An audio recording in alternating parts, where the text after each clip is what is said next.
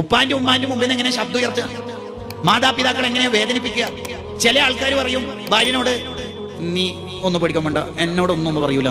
ഏട്ടന്റെ ഭാര്യനെ അനിയന്റെ ഭാര്യനൊക്കെ ചിലപ്പോൾ ഉമ്മ ചൂടാവായിരിക്കും. നീ എന്നെ തൊടൂല, കാരണം എന്നോട് മുണ്ടാൻ ഉമ്മാക്ക് പേടിയാണ്.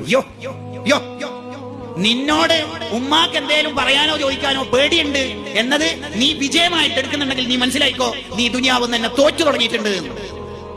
ഉമ്മ എന്നോട് അധികം വായ തുറക്കൂല. ഓക്കെ, നീ മരിക്കണ സമയത്ത് നിനക്ക് വായ തുറക്കാനും കഴിയില്ല ദിക്കറിന് വേണ്ടിയിട്ട്. അതാ പ്രശ്നം. നീ തോറ്റു തുടങ്ങിയിട്ടുണ്ടെന്ന് അർത്ഥം. വളരെ അഭിമാനത്തോടെ ചില പിള്ളേർ പറയുന്നേക്കാം, എന്നോട് ഉമ്മ അധികം ഡയലോഗ് നടക്കൂല, ഉപ്പാക്ക് എന്നോടും ഉണ്ടാകില്ല. ഏതെങ്കിലും ഒരു മോനോട് മോളോട് ഉപ്പാക്കുമ്മാക്കും എന്തെങ്കിലും ചോദിക്കാനോ പറയാനോ പേടിയുണ്ടെങ്കിൽ മോനെ നീ ഉറപ്പിച്ചോളി, നിന്റെ ദുനിയാവും വെള്ളത്തിൽ ആഖിറവും പരാജയപ്പെട്ടു. അത് അഭിമാനം. അതിനേക്കാൾ അപമാനമായ കേസ് വേറെന്നുള്ളത്. അങ്ങനെയാണോ നമ്മൾ ചിന്തിക്കേണ്ടത്? അങ്ങനെ ഒരിക്കലും ചിന്തിക്കരുത്. ഓരോന്ന് ശബ്ദം ഉയർത്തരുത്. ശരിക്ക് എന്ന് പറയുന്നതിന്റെ വ്യാഖ്യാനം തന്നെ എന്താണെന്നറിയോ? ഒരടിമ എന്തേലും തെറ്റ് ചെയ്തു പോയിട്ട് ഉടമസ്ഥന്റെ അടുത്ത് പോയി അടി കിട്ടുമോ ശിക്ഷ കിട്ടുമോ എന്ന് പേടിച്ച് വളരെ താഴ്മയോടെ ഭവ്യതയോടെ നിന്നിട്ട് വറവറക്കുന്ന പോലെയാണ് ഉപ്പാന്റെ ഉമ്മാന്റെ മുമ്പിൽ നിന്നിട്ട് സംസാരിക്കേണ്ടതെന്ന്.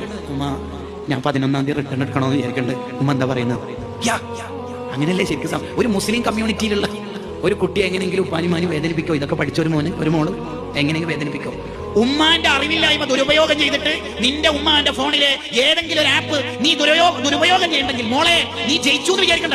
നീ തോറ്റു തുടങ്ങണം. നീ ദുനിയാവെന്ന് തോറ്റു തുടങ്ങുന്നു. ആ വയസ്സായ ഉമ്മാനെ പറ്റിക്കണം.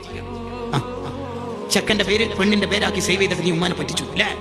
നീ തോറ്റു തുടങ്ങും. നിനക്ക് ആദ്യത്തെ ശിക്ഷ എവിടെ നിന്ന് കിട്ടാന്നറിയോ? നിന്റെ ഗർഭപാത്രത്തിൽ ജനിക്കുന്ന കുട്ടികളിൽ നിന്ന് കാണാം അതിന്റെ ദുരന്തങ്ങൾ. ഒരു പ്രശ്നം ചെയ്യരുത്.